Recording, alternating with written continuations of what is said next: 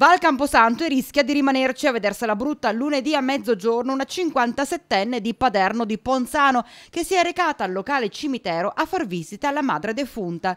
Mentre era raccolta in preghiera davanti alla tomba, dall'alto di un loculo si è staccata la parte lapidea che lo ricopre, abbattendosi al suolo.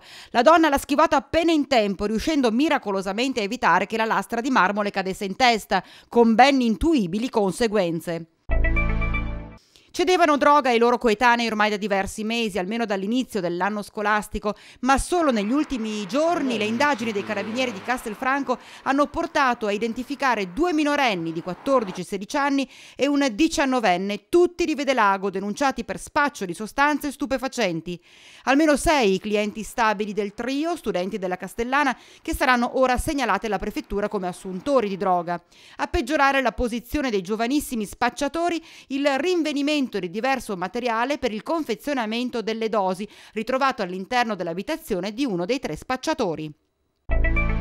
Babysitter ladra incastrata dalle telecamere, una donna, una cinquantenne del Coneglianese, è stata pizzicata a rubare gioielli per un valore di 26.000 euro dalla cassaforte della famiglia che da 2 anni le affidava i suoi figli e la cura dell'abitazione.